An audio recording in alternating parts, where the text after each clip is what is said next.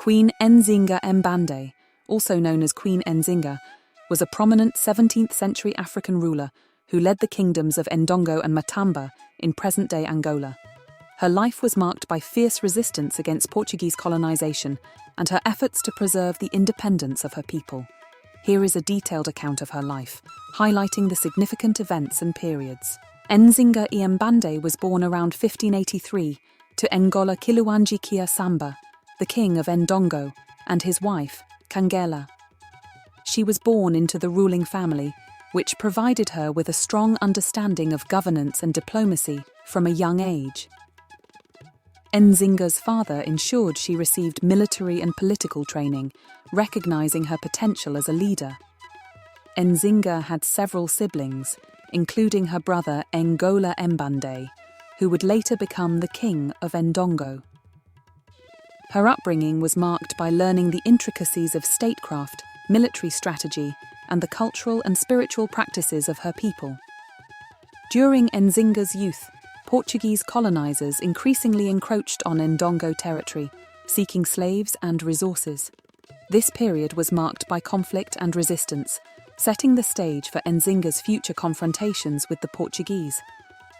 In 1622, Nzinga's brother, King Angola Mbande, sent her as his envoy to negotiate peace with the Portuguese governor João Correia de Sousa in Luanda. Nzinga's diplomacy was notable. She negotiated while seated on a servant's back to match the governor's eye level, demonstrating her determination to be treated as an equal. Nzinga successfully negotiated a treaty that temporarily halted hostilities and secured the release of some of her people who had been captured as slaves. This treaty, however, was fragile and would not last long due to continued Portuguese expansionist ambitions. Following the death of her brother, who was rumoured to have been driven to suicide under pressure, Nzinga declared herself the ruler of Ndongo. She took on the title of Angola, a term signifying king or ruler, breaking gender norms and solidifying her position as a powerful leader. Nzinga led her people in numerous military campaigns against the Portuguese, utilising guerrilla tactics and forming strategic alliances with other African states and groups. Her leadership in battle was both inspirational and instrumental in maintaining resistance. In 1641, Nzinga formed an alliance with the Dutch, who were enemies of the Portuguese. This alliance was pivotal, providing her with additional military support and disrupting Portuguese control in the region. After being forced to flee from Ndongo due to persistent Portuguese attacks, Nzinga took control of the neighbouring kingdom of Matamba. She reorganised the kingdom, strengthening its military and political structures to better resist Portuguese incursions. Nzinga's reign was marked by complexity. She resisted Portuguese colonisation while engaging in the regional slave trade to strengthen her kingdom's economy and support military campaigns. To secure alliances, Nzinga strategically converted to Christianity and was baptized as Dona Ana de Sousa, aiming to gain European support while preserving her political autonomy.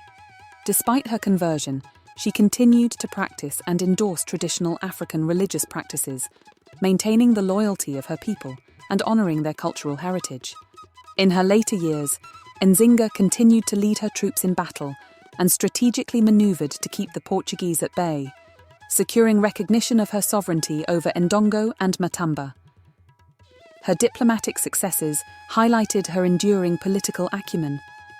Nzinga died in 1663 at 80, marking the end of an era, but her legacy as a resilient leader lived on, with her sister Kambu succeeding her in leading Matamba.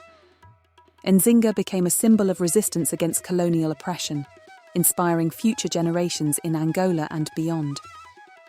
Celebrated as a national heroine, her story is taught in schools and has been featured in numerous books, films, and studies. Nzinga's life, marked by courage and strategic brilliance, broke gender barriers and established her as an early feminist icon. Her impact extends internationally, making her a key figure in the history of resistance against European colonialism in Africa. In modern Angola, Nzinga's legacy is honoured through streets, schools, and public institutions named after her, reflecting her influence on national identity. Efforts to educate the youth about her resilience and leadership continue, with annual events and ceremonies celebrating her contributions. Nzinga remains a key subject of research, offering new insights into African and global history, and plays a central role in the revival of traditional Angolan culture and history. Nzinga of Ndongo and Matamba symbolizes resistance, leadership, and cultural pride, with her story offering timeless lessons on power, identity, and resilience. Her legacy inspires justice, equality, and self-determination, particularly for women, while resonating globally with themes of resistance and the quest for freedom. Preserving her history is vital for understanding African resistance to colonialism, and ongoing scholarship ensures her legacy remains relevant and dynamic.